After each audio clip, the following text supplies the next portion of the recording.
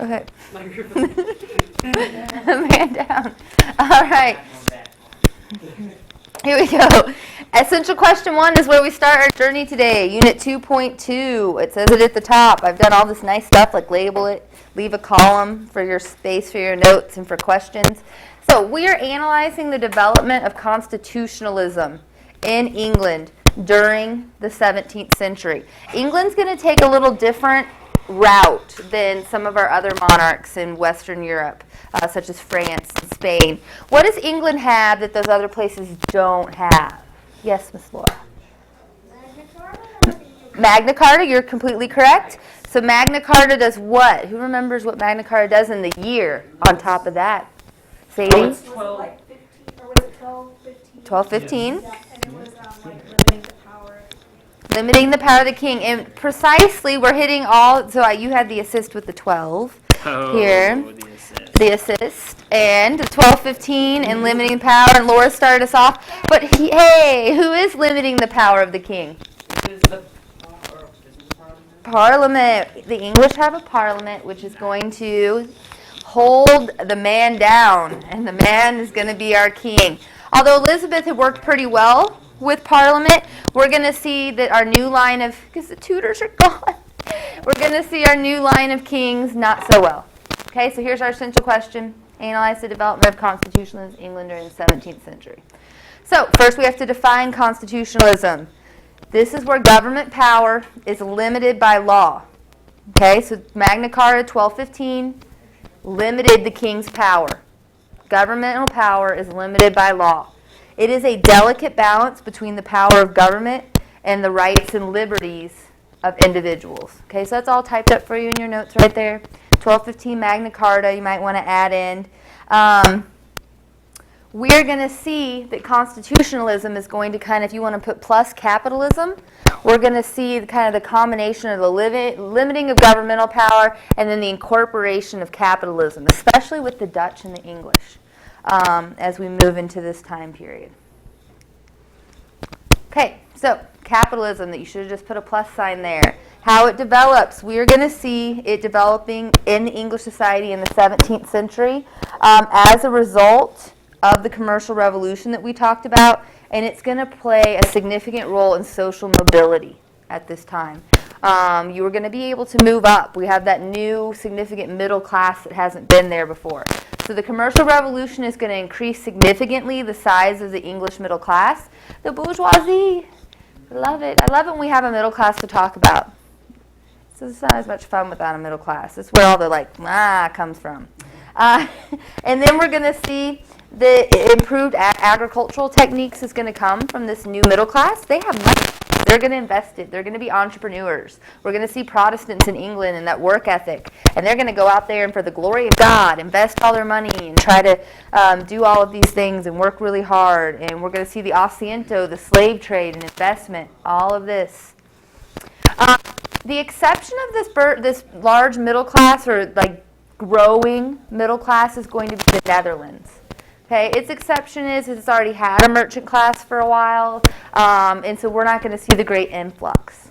Okay, so I think I typed in the notes there, the size of the middle class becomes proportionately larger than any other country in Europe, with the exception of the Netherlands. So we already have a large middle class there, and so the English aren't going to completely catch up with them. So you wouldn't say they're on the rise right now. They've been there. Good old Dutch, the Netherlands. The gentry, yeah, it's a new vocab word for us. The gentry come into play here, or not maybe for you, but for this class.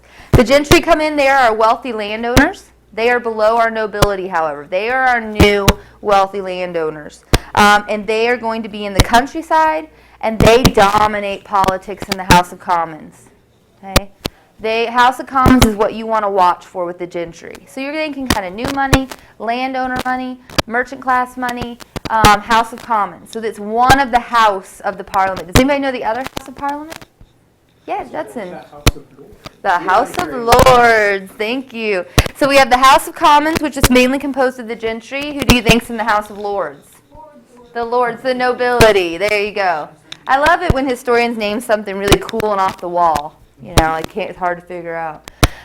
So the gentry, they are going to want even more restrictions on the king. And they want a say in economic and political matters because they just made all this money. And they don't think the king should tell them what to do with it.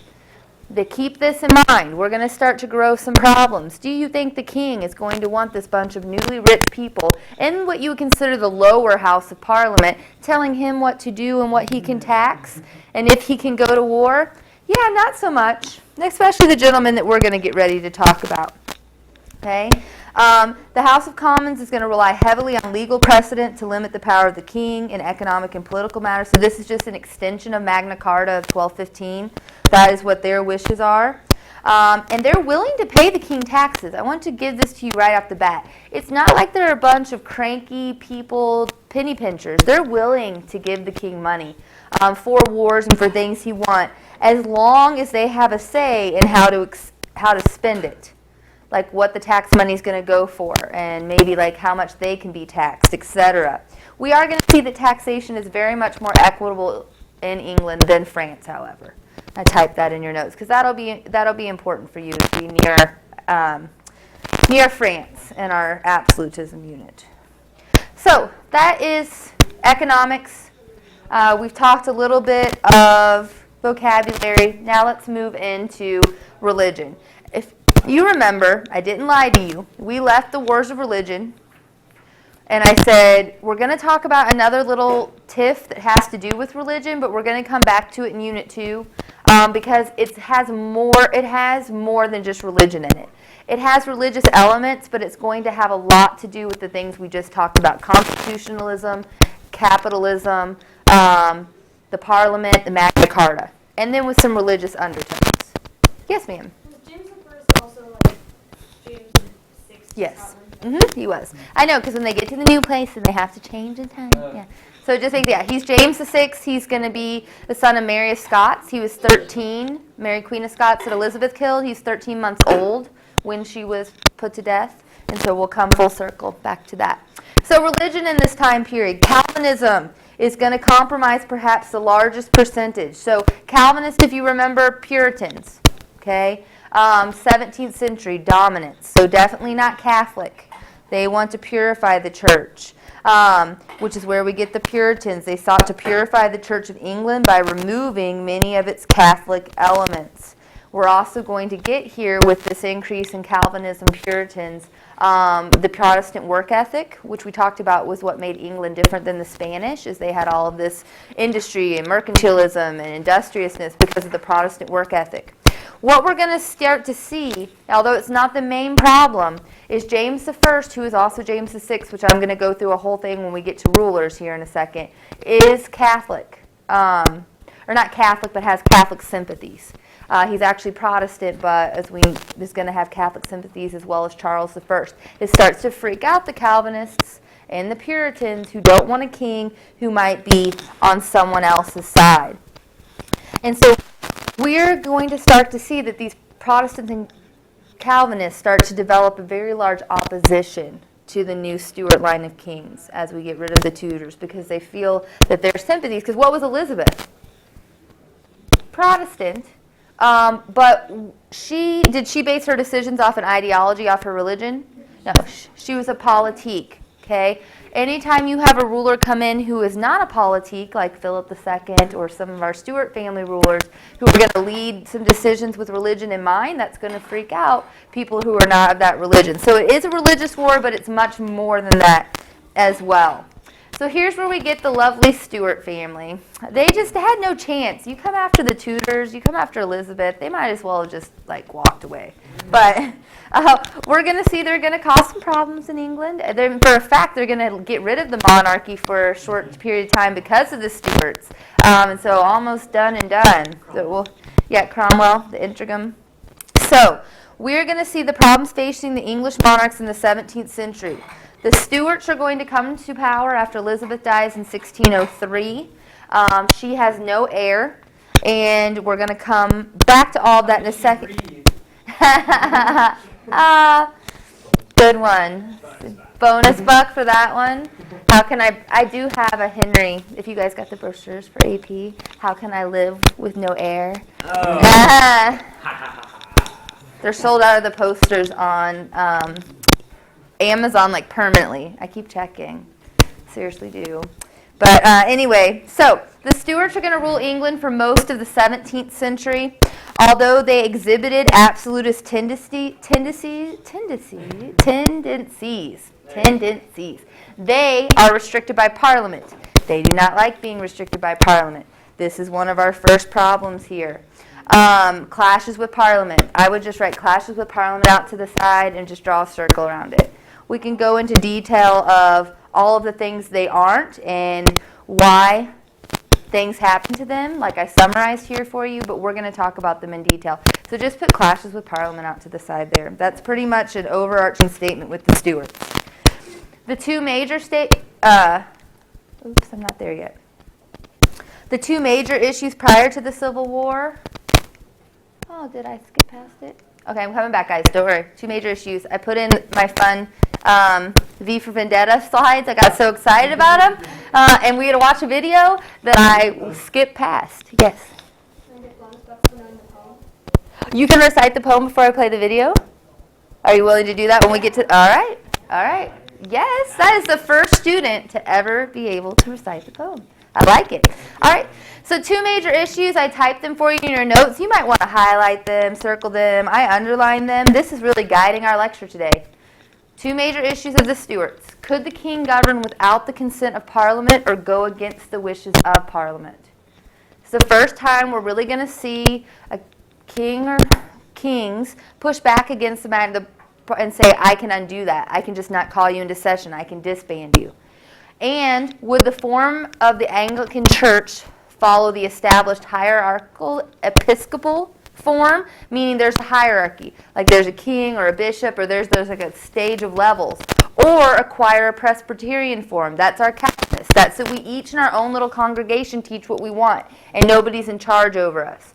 These are the two guiding questions that we don't have some brilliant person with an answer to that are going to cause us problems right here. Okay? So now back. Okay, the Stuarts and Elizabeth I in the late 16th century to 1689. The monarchy we're going to start to see with her death. In 1603, James VI of Scotland is going to become James I of England. How this works out is he is the son of Mary, Queen of Scots. He is 13 months old when his mother is killed by Elizabeth. He has quite a complex about this. He wants to do his mama justice. He wants to come back and like undo some things Elizabeth did just to spite her. We have this recurring theme of like, you killed my mama kind of thing. I mean, Mary did it. Elizabeth not so much. She was a politique. She didn't, take too much of a vendetta. But just to give you some more context, James VI, or will become James I now, his grandma was the sister of Henry VIII. So we still have like this legitimacy being traced back, and so that's what they're going to say. Goal is to get even for his mom's death. James is a funny character. It has been quoted to say that Elizabeth was the king of England while James is the queen. He's got some pretty, and I went backwards on this too. I'll keep going. I just wanted to do V with a Vendetta over and over. No, that's okay. Sorry, guys. Let's go back and do this because I've gone past it twice. So, he is not well liked. He comes into a burdened treasury from Elizabeth, but he also has a tendency to dress in women's clothing. He has male lovers that he expends a vast amount of money on very publicly. He doesn't keep it very secret. He makes himself very unpopular. He had actually taken a stance on sodomy when he was younger and was very against it, but then lets two very documented and open cases of sodomy with himself and individuals become very public. So as you can see, the Catholic and especially the Puritan Church, not going to be too happy with this, right? So we have a religious group rise up. We have the Jesuits rise up, and James is in Parliament. He's sitting with Parliament, so everyone knows where he is. It's always when I turn on the news and the vice president or president's in town, or something, tracking every stop on there. I'm like, don't you know how the Archduke Ferdinand got it. Don't publicize like every stop. Like, I'm gonna go have a coffee at this coffee house and just shoot that guy when he no. But anyway, they know where he is, and so there's a gunpowder plot, and it's going to be to like blow up the side of the Parliament building while he's in it. There's a gentleman by the name of Guy Fawkes who is part of this conspiracy. He's captured, he's tortured, he gives up the name of the conspirators. It is on November 5th. There's Guy Fawkes Day celebration. There is a poem, there is video, but it just represents this ideal that you could undo this unpure government by getting rid of the king. In this time period. So there is this plot very early on. I mean, even before James has done anything too stinky yet. I mean, he is being a little silly, parading around in women's clothes and, letting his affairs hang out. And, it wouldn't have been so bad, I don't think, if he hadn't lavished so many gifts on his male lovers, like when England's having trouble with their treasury. So we're going to stop for a video here in a second, but Laura, I think, would like to tell us the poem, which was the next part of my lecture. So there's a poem. There's a celebratory night. Remember the 5th of November, the gunpowder treason and plot. I see no reason this gunpowder treason should ever be forgotten. There you go. That is perfect. And so I have two little videos. There's a clip with the poem and some footage from the older Guy Fawkes movie, and then there's a clip from V for Vendetta. And so it has taken on kind of this parent conspiracy, take down the government atmosphere, because it was really, I guess you could say, not to do too many puns in one class day, it was the fuse that lit this whole powder keg, okay, of the English Civil War, of the Glorious Revolution, of all of these things with the Stuart family. So, the Stuarts. And I have a short video of the it's not short, but of the celebration. Now where did it go? Here we go.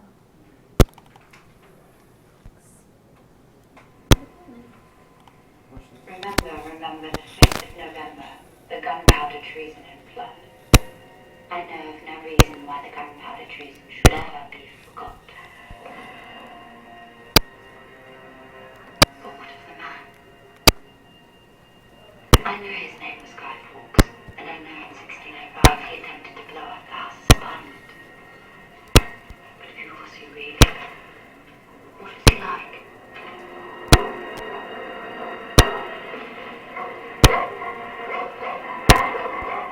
It's hard to remember the idea of the man. What a man can fail. He can be caught. He can be killed and forgotten. But 400 years later, an idea can still change the world. I've witnessed firsthand the power of ideas. I've seen people kill in the name of them, and die defending them. But you cannot kiss an idea, cannot touch it, or hold it. Ideas do not bleed, they do not feel pain, they do not love. It is a man. A man that made me remember the 5th of November. A man that I will never forget. All right. So there's the first clip. Oh, yeah. It is. You don't suffocate. It's Snapchat. Oh, yeah. Here is just the celebrations that still go on. This video goes on for quite some time from my friend, but Wait, Yeah. is he celebrating that? Why are they celebrating it? Why are they celebrating it? There's some. Yeah. They're celebrating that the Parliament House didn't get burned down and James didn't get killed. Guys did not win. So that bonfire night It's goes not on for a even, long time. Usually, countries celebrate their achievements. This was the lack of a bad outcome because they're celebrating. I mean, people just like to celebrate. Let's celebrate for this. Whatever. I guess they don't have Thanksgiving. So.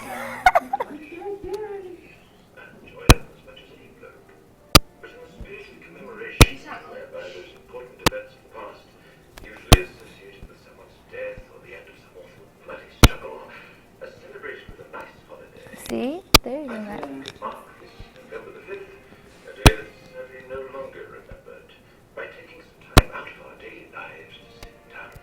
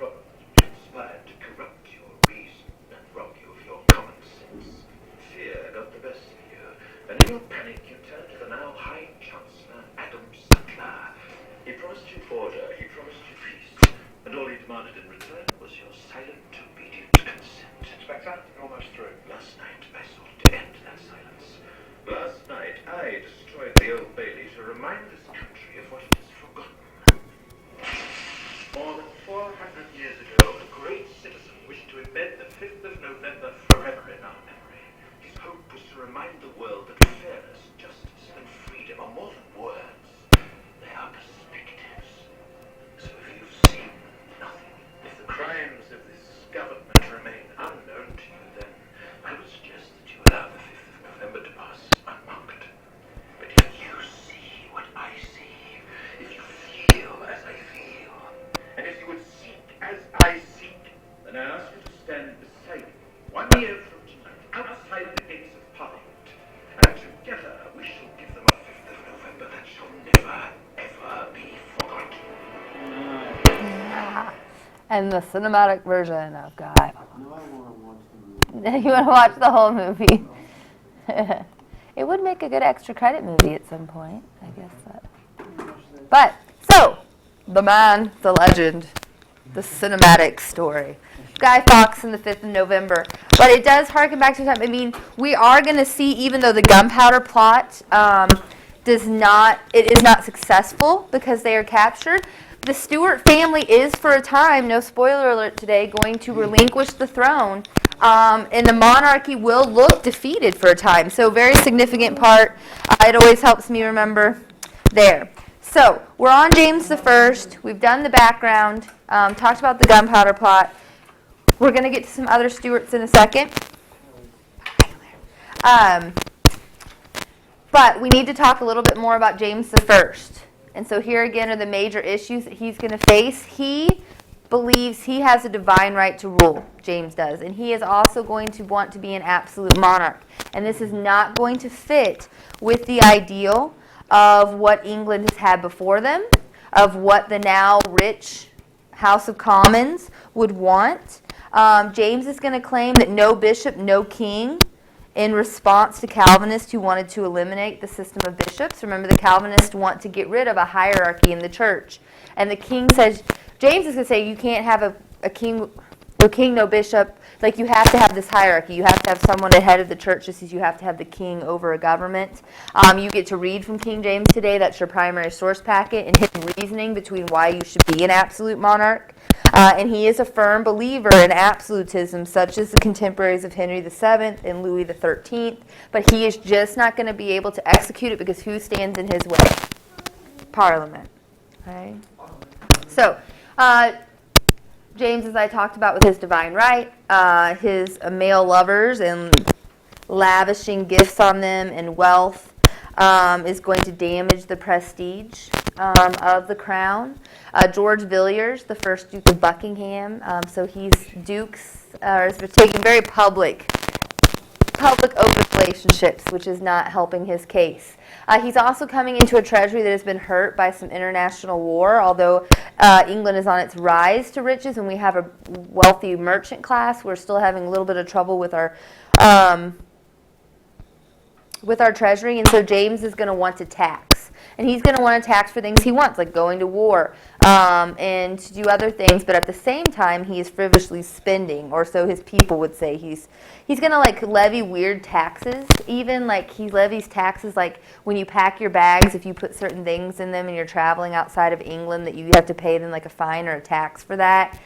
He starts to just levy really weird, like old ancient medieval taxes on people.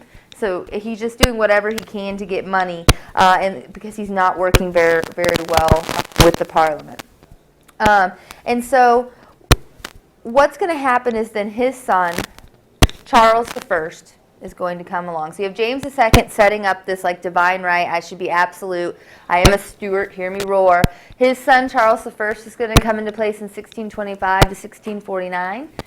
He is going to carry on what his daddy preached. He wants to be a divine right monarch. He wants to control the Church of England. He wants to have complete power. Absolute authority as king. He's got a little more of a Catholic tinge to him than his dad did along the way, which we're going to see is going to cause him some problems in wanting to be over the Church of England. Taxes, however, are going to be Charles I's number one problem with Parliament. It's going to pit him against Parliament. He needed money to fight wars. He wants to stay a prominent part of Western Europe. He is asking the Parliament for money. And this is during the 30 Years' war time period. And so you want to know that it was very unpopular for him to be asking this. Also, he is going to be placing some of those weird laws like his dad did on there too, like forcing all people to own land to pay a tax, and then 76 members of parliament will actually be arrested for refusing to pay that tax. So they're just getting off on a really bad foot. And by 1628, I put in your notes, both houses of parliament were firmly opposed to the king. Okay, he's ticked off the House of the Lords and the House of Commons. Okay, so he has both of them pretty seriously pitted against him. Now, I'm not saying when I say both houses that it's everyone in both houses, but a majority, especially in the House of Commons, pretty much entirely against him. Yes? Who's Charles' mom? Charles, let's see, James is married to, he marries a Catholic, I think, from Scotland. I can't remember the lineage there, actually, but I can look it up for you. I'm happy to look. So, James, then Charles, okay, pitted against, and then Petition of Right. So we need to get to that really quickly. The Petition of Right of 1628 is just like the Magna Carta of 1215. He has ticked off the Parliament, and they are like, no. Not only do we want you to have little power, no absolute power, we want you to have less power. Parliament is going to attempt to encourage the king to grant basic legal rights in return for the tax increases that the king wanted. These provisions are: only Parliament had the right to levy taxes, gifts, loans, or contributions. No one should be imprisoned or detained without due process of law, just like he's just detained those nobles who did not pay their land tax. All people have right to habeas corpus or a trial. No forced quartering of soldiers in homes of private citizens. This will become an issue here. He's going to start to he had wanted to quarter soldiers during the 30 Years' War to save some money and put money in his pocket. Martial law could not be declared in peacetime. And so this is a milestone step on the way to constitutionalism. I didn't put that in your notes, and I should have. You want to write milestone step on the way to constitutionalism. He has made Parliament so angry that they aren't even going to be happy with the Magna Carta. They want to go a step further.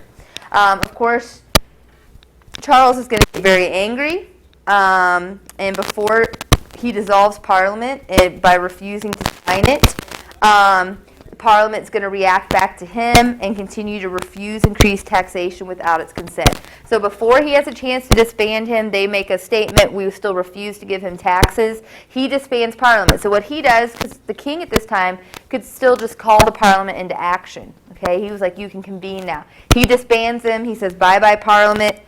And the Parliament is going to be disbanded. Now, in our Parliament, what was the major religious force?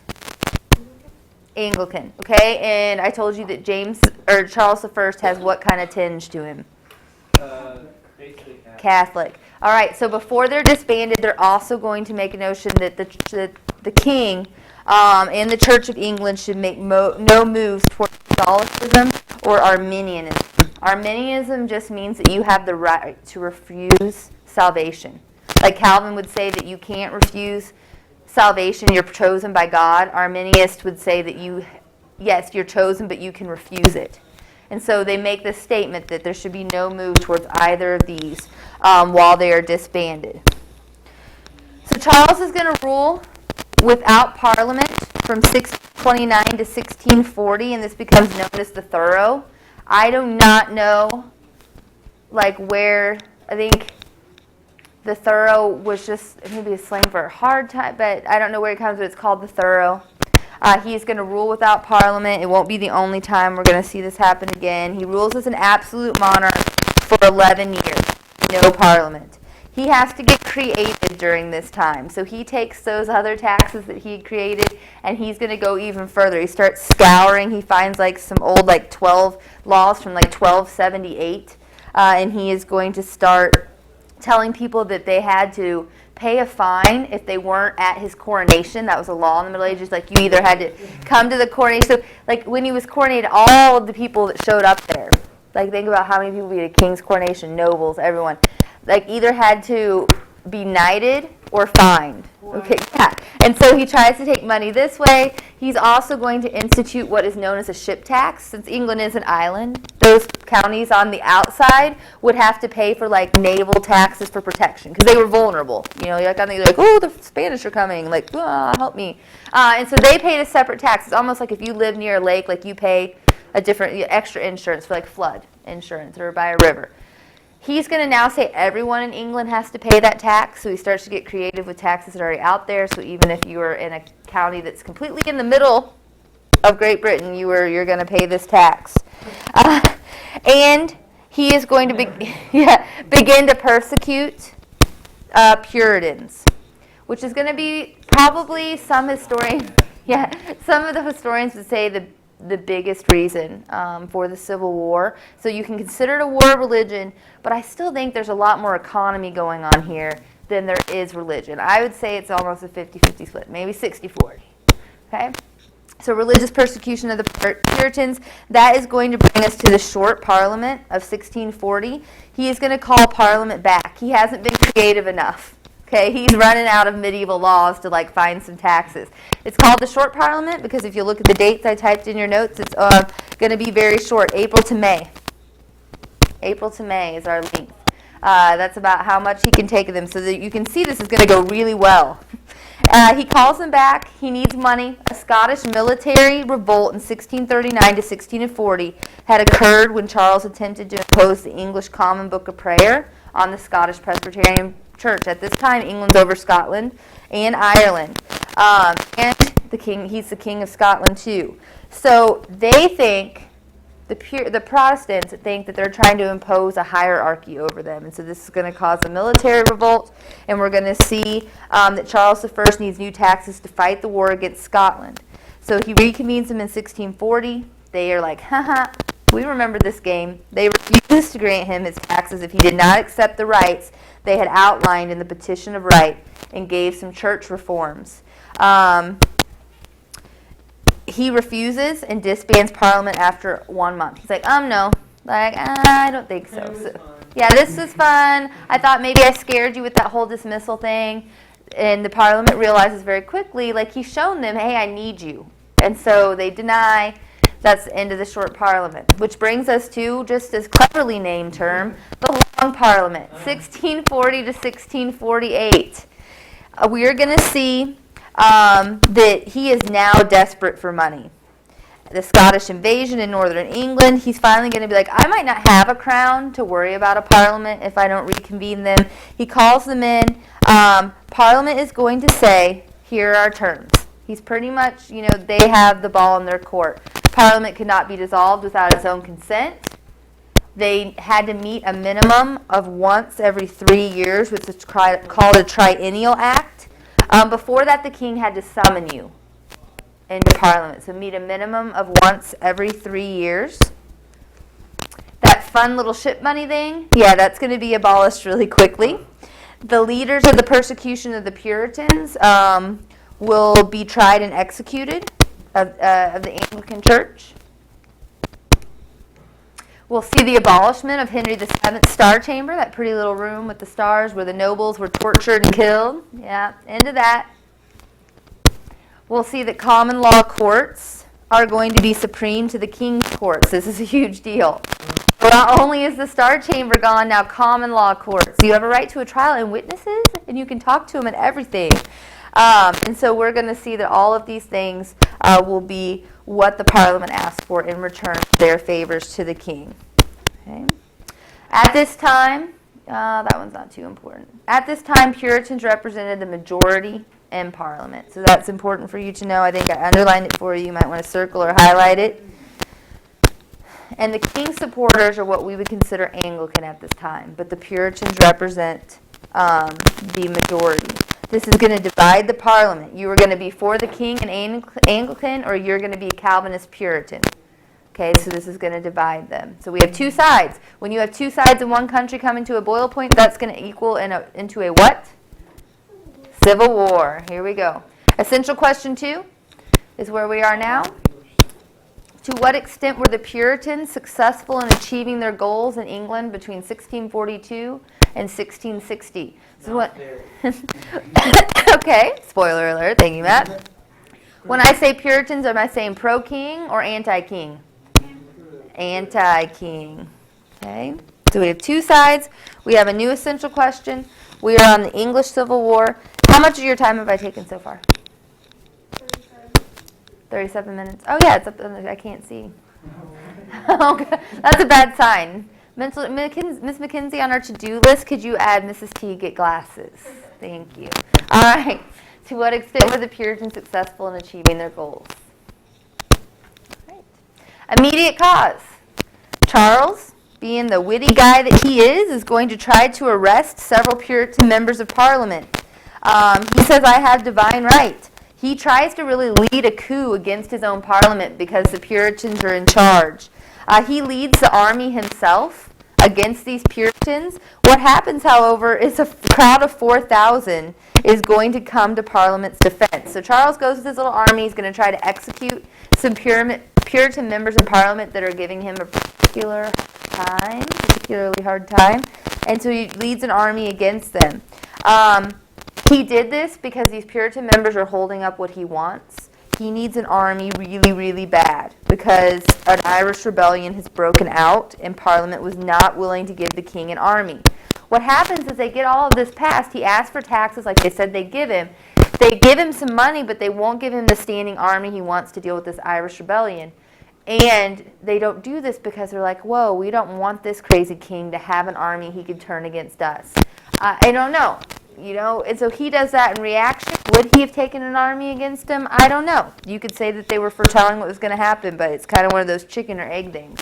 If they hadn't denied him, would he have even been there?